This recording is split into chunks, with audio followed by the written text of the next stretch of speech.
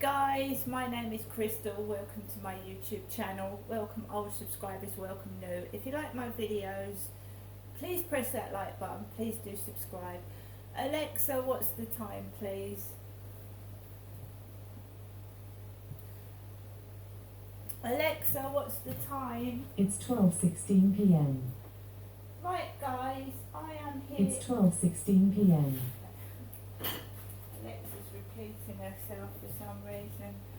Okay guys, I'm here at my flat in Rochester and I've cooked my lunch, which is a Rustler's, the Southern Fried Chicken Sub Sandwich with creamy mayonnaise, which I got from the Co-op yesterday. Got this from the Co-op yesterday, right? So this is what it looks like. If you could smell it, it smells delicious. Actually it does, and it's very hot, so I'm going to let it cool down for about a minute. So that is my Rustler's chicken sub. That's my meal for Saturday. I've showed you my meal for Sunday, which is a roast dinner. It's chicken with a Yorkshire pudding and a bit of stuffing in, which I'm going to put into my oven. Right, so it's 12:15. A short while ago the phone rang. It was my son.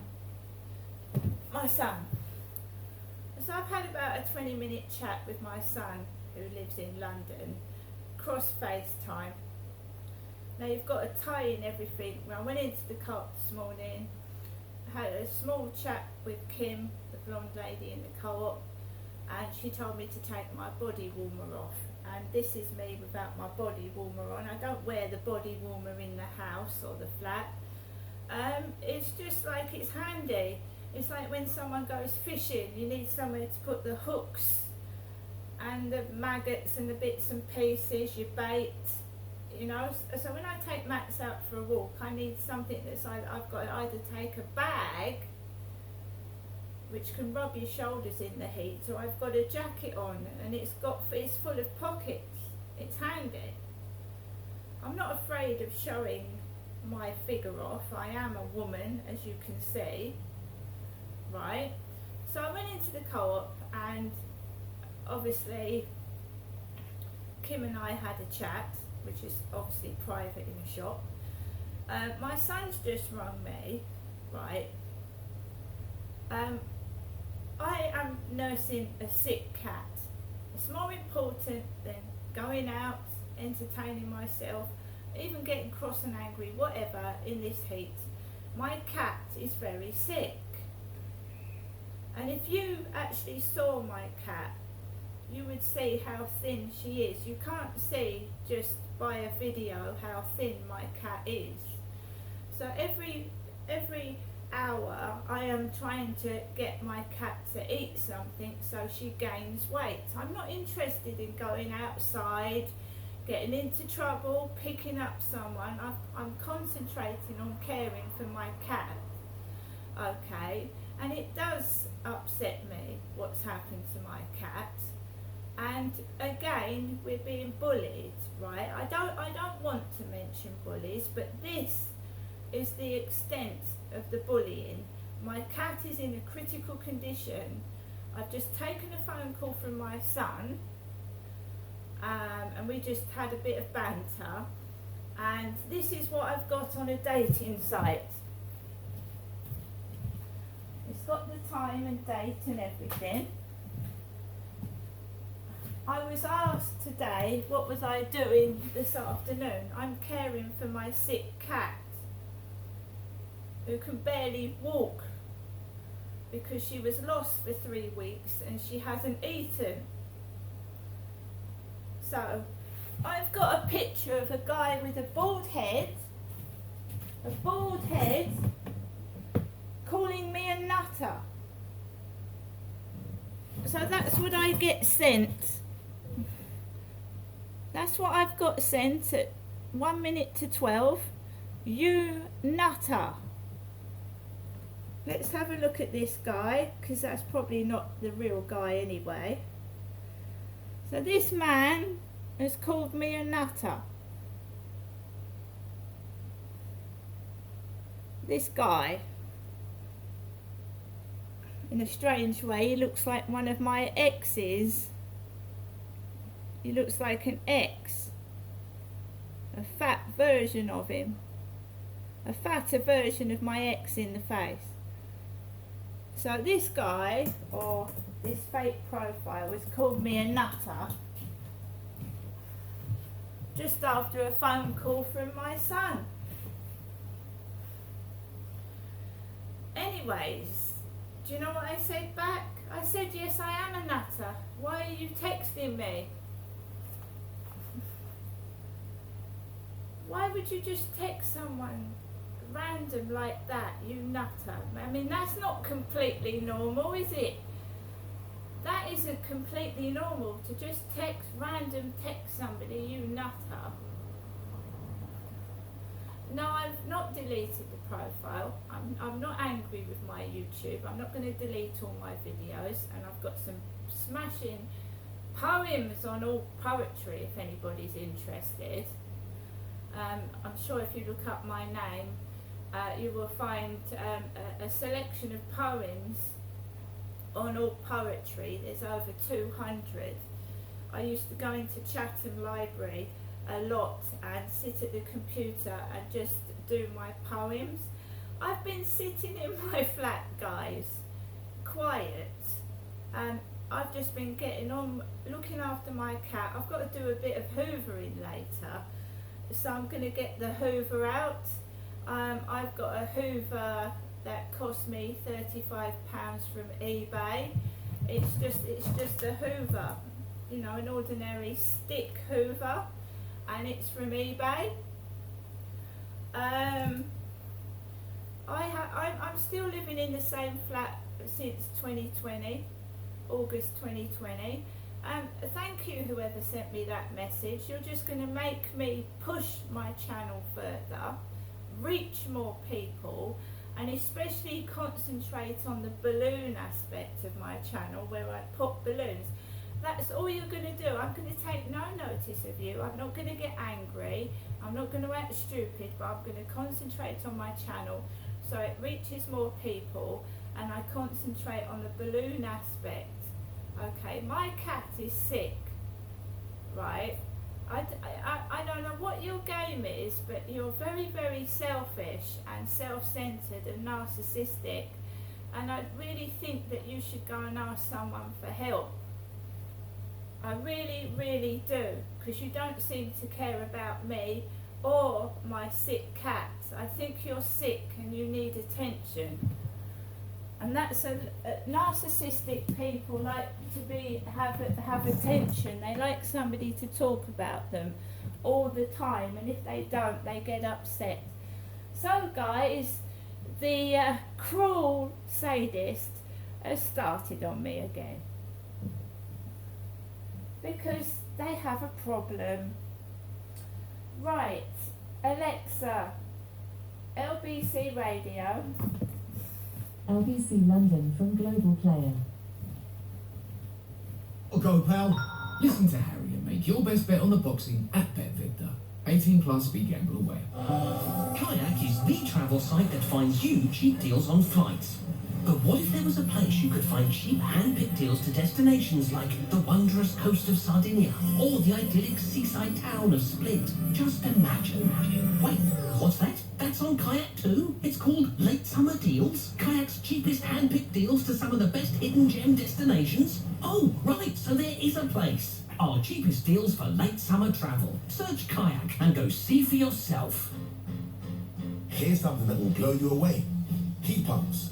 They're more efficient to run, which means you could save up to £385 a year on your energy bills. And if you get yours from Just put that down a minute. We've just got adverts on, guys. I know adverts are annoying, but they bring people money. So it's like YouTube, when there's adverts over your video. So this is my dinner and it's very tasty.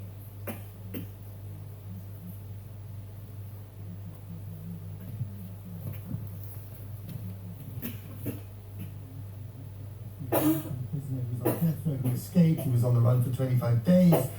He was then put back in jail for another 20 years until he was acquitted, absolved of his crime because he was basically imprisoned on a wrongful conviction. He was one of the first prisoners in America to demand DNA evidence, and that DNA evidence finally cleared him of the murder that he spent, a large chunk of his life in jail for. An extraordinary story. Here's a message. This would make a great film, says Peter. Indeed it would. Oh my God, Matt, this man's story is incredible, says Esther.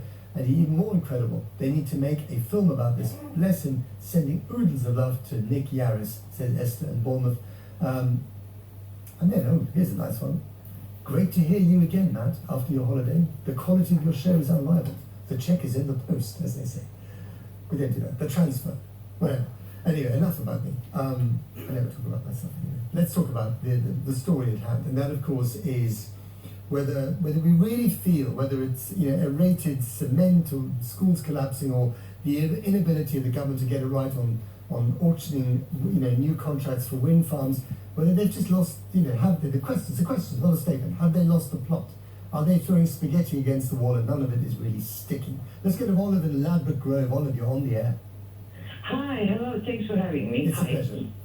I just feel like it's all of us, we as a society, we seems to be just waking up from this long, deep sleep. And what are you referring to there? 14 years. Because Are you talking about the Tory government? Absolutely, because if we go back to David Cameron and everything, I just think that I can't say that anything was a success. There was a disaster after disaster after disaster. So why I just want to say, and that's obviously how you feel. They are not here to defend themselves, and they would say that they've had a few successes. If they were here, they would make their pitch for how they've done some things well. But anyway, carry on. Well, but look what is going on now. We're listening, the schools, the prison system. This all started crumbling long time ago. Yeah. It's just now. I worked in health and social care, and I remember when austerity started and cuts, and that goes back also to insufficient staff and training for prison, not only for prisons, for drug and alcohol services, NHS, everything. The trouble is, I guess, if you're a government that's been in power for 13 years, you are responsible, really, for just about everything that happens in the country because you've been there for such a long time. And I remember Olive once speaking to Angela Merkel, the German Chancellor, and she said no one should ever stay in power for more than 10 years because, that is, even if you get re-elected, 10 years is the sweet spot. I think you're right. And then she stayed in power for 13 years. and arguably 3 years too long. So, it's a time. That is of course, but I don't know. I don't know what to say. Okay, Olive, you said it already. You said it beautifully. Olive from Ladbroke Grove. Thank you very much. Let's go to John in Brighton. John, you're on the air. Hello, Matt. Yeah, I think regarding the Tory government, there's just nothing there anymore, nothing you can rely on. You just heard it all. You've got ministers going round on a roundabout being recycled, Shapps, Gove, making their statements. They're never going to probably deliver on those. You've got Sunak trying to be optimistic, like all enthusiastic and whatever, but he can't really deliver. He's not really getting there either. He's already failing on the things he wanted to do, the boat crossings, etc. And I think people just had it with the government basically. Like you said, it's the spaghetti on the wall thing. But it's interesting, isn't it? If let's say you put yourself into their shoes, I'm sure you don't want to do that, but let's do that for a second. You're desperately trying to prove that you can, defy the winds of history and get re-elected for a fifth time. And what are you going to do? What's the issue on which you can persuade the government that you're still, the country rather, that you're still worth listening to? If you go for small boats, which is, an issue that a lot of Brits care about, you're hostage to fortune. It's really, really difficult to control those borders, as we know.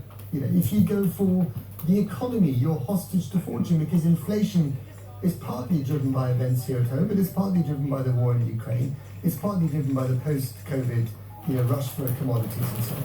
I mean, it's very hard to come up with something where people either listen to you or whether you can prove any competence that you might have left. I think, okay, Sunak, I think we can give him a chance because he's new to the job. But he's other ministers are just recycled as Gove and Shat, and they're part of the old guard anyway. I mean, I don't know, well, obviously Sunak is as well, but we've seen them in action as well. I don't think you can just rely on anything they say now.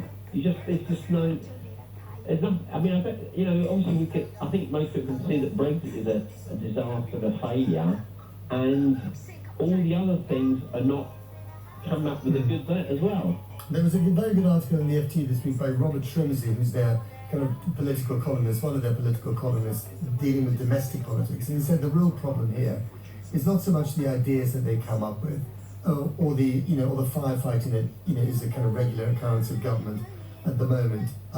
It is also that people have just stopped listening to them, and maybe that is inevitable after so many years in power.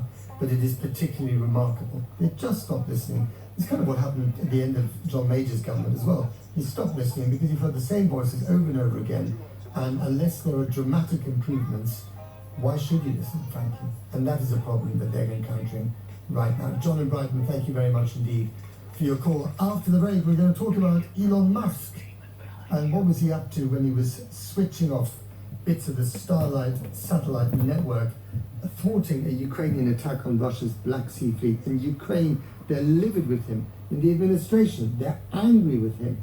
But, he's a tech billionaire. Why shouldn't he do that?